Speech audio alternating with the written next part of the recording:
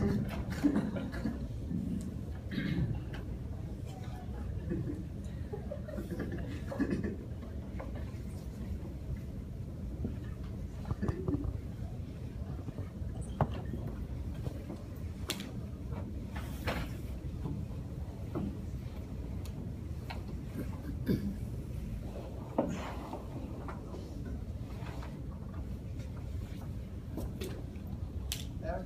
welcome to the newcomers, and thank you for staying for the old folks who have been here for 2 sessions so far.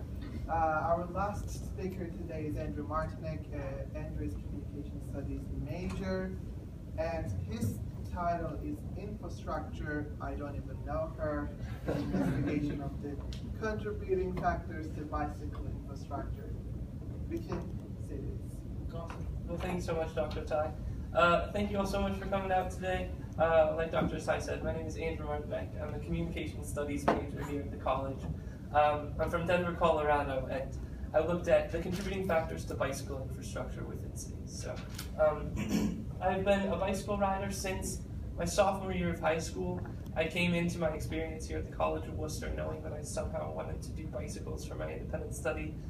Somehow ended up in the communication department, and thankfully Ty helped me find some way to tie in my love of bicycles and doing my independent study in the communication department.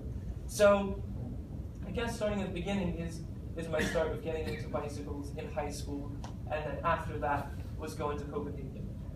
So I studied abroad in Copenhagen my first semester of my junior year. Had an absolutely incredible time there. I felt like I looked really, really cool in this picture. I was like, you know what? If I can look this cool in Copenhagen, why don't I look this cool when I'm in Colorado, where I'm from, or when I'm in Wooster riding my bike around? So I was like, you know what? I think we should bring some infrastructure back to the United States. So here's a picture of a really popular cycleway. I know it doesn't look that popular, I suppose. There's nobody on it in this picture. But this is a cycleway in Copenhagen that connects. It's exclusively for bicycles, and it connects 2 different regions of the city. Bicycling over in Copenhagen is extremely safe. I think everywhere it's really fun and it's practical and it's healthy, but in Copenhagen especially, it's really safe. And I think that safety is one of the biggest deterrents for people who have a bicycle, but don't really necessarily ride it. I'm sure plenty of you all in this room have a bicycle that you haven't touched in a year or so. And I think that's very common for a lot of people because of safety concerns. And so going beyond that, I talk a lot about bicycle infrastructure, and I think it's a term that is a little bit vague.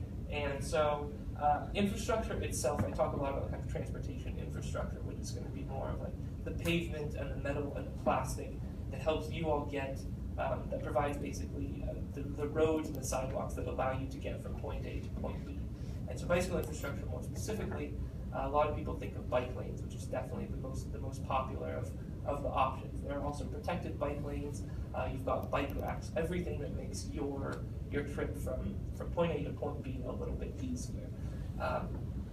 And so, in setting off originally, in order to make this a very communication-oriented project, I set out with the original research question, which was, do cyclists and drivers get along better in cities where they don't have to share a lot of the same infrastructure? So, if you have more bike lanes in a particular city like Minneapolis that David kind of mentioned, or Davis, California, which is actually where I ended up looking, do the people get along better, and therefore is it more safe and more fun to ride a bicycle? As soon as I started my interviews, pretty much, I first did my interviews in Owensboro, Kentucky, which I'll touch more on. I realized that overall there are really, really positive interactions between both bicycle riders and automobile drivers. So kind of threw a wrench in this original research question, but rather than kind of just stop and say, no, it doesn't really matter what the infrastructure looks like, people are going to get along really well. I developed kind of 2 new research questions, which was, so then if communication is positive anywhere, then why does bicycle infrastructure look really, really different in cities? And then based on what that infrastructure looks like, then what are the experiences of people who are riding their bicycles in these cities? So on the left, we see here a main thoroughfare, a main intersection in Davis, California. You can see here a bike lane. You've got some people way out in the distance. And both of them are really dominated by automobiles. There are not very many bicyclists, which is very much a similarity between the two, to say that the United States is nowhere near Copenhagen as far as how many people are riding their bicycles. However, at least Davis is trying, and they're putting in and prioritizing bicycles in some ways. And so then the second part of that research question that I looked at was, what are the experiences of the people who are riding their bicycles? Are they having a good time? Do they think that it's safe? And yeah, how much fun are they having, I guess? Are they enjoying their time when they're riding their bicycles? And so I guess a little bit more about Davis. So Davis and Owensboro are very similarly sized, but they're on completely opposite ends of the country. So Owensboro is a Midwestern city with 66,000 people. Davis has around 60,000 people as well. So I wanted to compare two cities that are very different infrastructurally. They're very different as far as regionally and politically and culturally, but were at least of similar size to kind of offer me an independent variable that I could still compare these two places. So when it came to my method, I chose the qualitative method of interviewing different people in these cities. I think it allowed me to let these people open up, I suppose, and tell me what they really thought about the cities where they live. Because I think that sometimes surveys and things like that can be a little bit limiting, and it puts a lot more responsibility on the researcher to ask specific questions, and I didn't really have any idea where I was going with this project before I started it. So I interviewed 12 people, 6 of whom were in each city. So I did 6 in Owensboro, 6 in Davis. As far as the people that I interviewed, they were all white, upper middle class, and had full-time jobs. So it's kind of an issue that I ran into later. But basically, kind of because of my personal network, a lot of it led to this rather limited scope of the people that I got to interview. So all 6 of the people that I interviewed in Davis worked for the local government. So I got to interview the city manager. I interviewed a woman who works with the Safe Routes to School program, which basically focuses on getting students from their homes to their schools safely, in hopes of also encouraging good habits for these kids later in life. And in Owensboro, I also got to interview the city manager, but I also interviewed 3 people who were involved with bicycle advocacy. And there was also actually one bicycle advocate in Davis who is going to be the next mayor of Davis, and also a bicycle advocate. So definitely I talked to a lot of people who did share some stake in how good the bicycle infrastructure looked, but I think they were able to be very critical of the infrastructure that was around them, and they were very knowledgeable about the area as well. So as far as kind of the major findings that I concluded with, is that bicycle infrastructure is really impacted by 3 things. And that's really the natural and built environment of that city, which I took to mean very broadly. So I talked a lot about the University of California at Davis, which has around 35,000 people. It definitely has a very big impact on what the city looks like, and the culture of the city as well, and kind of the people that it brings. Going on to the culture of the city, Davis and Owensboro are very different politically. Davis is a lot more liberal, as is a lot of the West, whereas a lot of the South is a lot more conservative. And so that very much changes what these people are going to be voting about, how they're going to vote, and where they want to see their tax dollars go. And so then beyond that, really, I looked at what the local government's goals are in creating new infrastructure, and how infrastructure decisions are going to impact the quality of life of the people, and how these individual cities think that they can best raise the quality of life of the citizens. And they're certainly very different. Owensboro focused a lot more on connecting themselves to an interstate in order to bring more big businesses and ideally employ more of the citizens, whereas Davis is not looking for much growth at all. Davis is very satisfied with their 66,000 people, and they're not looking to get much larger. Therefore, they've developed infrastructure in order to raise the quality of life of the people who already live there. So the implications of this study, the conclusions that I drew are really that more bicycle infrastructure allows people to feel safe when they are riding their bicycles through their city. I think part of kind of this communication issue that I talked about is that the communication is very positive between people, but in cities like Owensboro, there's not a whole lot of that communication because you don't have bicycles going throughout the city, so people aren't really seeing each other a whole lot. So when you have more infrastructure, people are willing to kind of go further. They'll go to their downtown area and ride their bicycles down there and feel safe doing it. More bicycle infrastructure also correlates to higher bicycle ridership. So again, if you can encourage people that and let them know that riding a bicycle is actually safe in the place that they're going to be doing it, then yes, more people are going to be riding their bicycles. And then thirdly is that a history of bicycling within a city is very, very helpful in moving forward and continuing to progress and put in more bicycle infrastructure. And so Davis put in the first bike lane in the United States in the 1960s. There was certainly bicycle infrastructure before that. However, as far as bike lanes specifically, Davis was the first city to do it. And because they have that really rich history of bicycling, they often refer to that in basically, we have to continue putting in more bicycle infrastructure because look at this rich history that we have.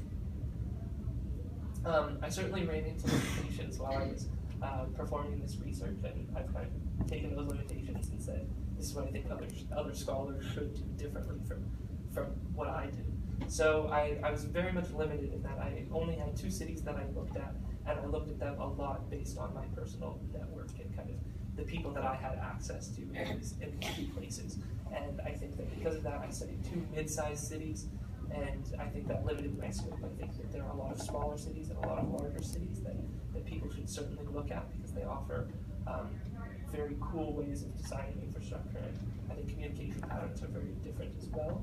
I also was in Owensboro for 5 days and Davis for 5 days, and so I was limited as far as how many people that I actually got to interview. I got to do, again, 6 people in each place, but it very much limited the opinions that I heard when I was in those areas.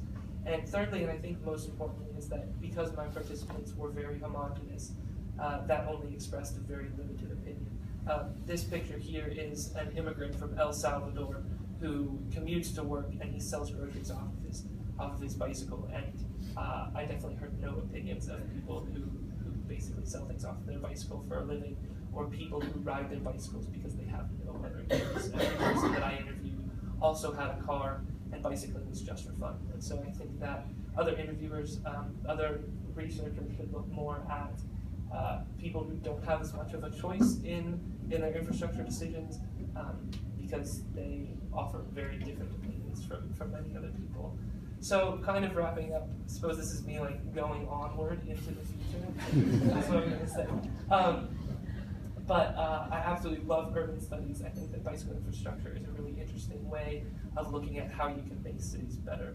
I think it's very democratic in that yes, that generally when people think of bicycling, they think of rich white guys who ride their $5,000 bicycles. But really, when it comes to bicycle infrastructure, it doesn't matter how much your bike costs.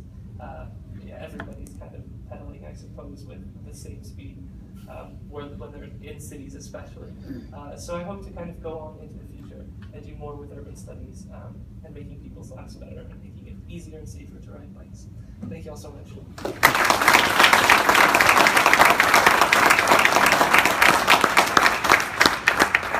We have a few minutes for Andrew if you have any questions. Go ahead. Are there any pieces you take from your experience to talk to the College of Wooster or the City of Wooster about what they do about bicycling? Yeah, absolutely. And so one of the things that I talked about a lot is that really you'll often have a core of bicycle riders who are going to ride their bikes no matter what the infrastructure looks like. So the City of Worcester actually has a really strong kind of road bicycle riding population here already. I think that because that often takes a lot of the focus, it neglects a lot of the people who kind of live on the north side of Worcester and again are riding their bicycles because they have to. We just recently had some new, like a really cool separated bike path go in on the north side. I think that it's important that you put new infrastructure in the places where people are going to use it. And I think that probably a lot of local governments, because they don't see a whole lot of bicycle riders in this area already, they don't really feel like it's terribly necessary to put in more bicycle infrastructure, especially on the south side where you don't see very many riders. And a lot of the patterns are that people who are riding their bicycles for recreation, they get out into the Amish country and stay away from down here. But again, kind of like with the chicken and the egg, really do put in the infrastructure in order to draw people in, or do you have to have these people already here in order to justify the infrastructure? And I think that really you need to build the infrastructure first, even though it's harder to convince the government that you need that money and that it will actually attract people. But I think a lot of cities get that. Yes, go ahead. So I've been kind of reading a lot about how in like these social benefit programs for an entire community or like smaller communities, like Davis, there often can be things that maybe don't go as planned, or well, like you have these bike lanes put in place and you say it's such a positive. Is there any regrets? What people you talk to, did they have any regrets or like maybe negative things that they were trying to do since they were the first people to put it in, like things that other cities then tried to fix? Like, I guess what I'm asking is like, did they notice any problems, and then did other cities kind of like address those problems like Davis had? Yeah, that's an awesome question. And I would say that they didn't really find themselves making that many mistakes in Davis. I think that one thing that they certainly had going for them was that it was a smaller community, and they really involved the community a lot in the infrastructure making and creation process. They also did have other European cities kind of to look at as they were creating this infrastructure.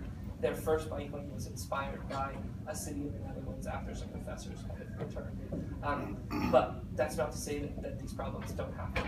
They happened in Denver and Boulder very recently out in Colorado.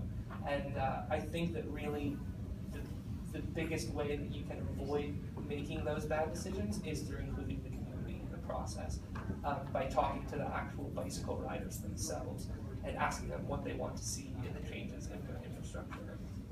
That's really important. Unfortunately, we cannot take more questions due to the other panel, but you are welcome to talk to Andrew or other speakers today. But thank you for being here.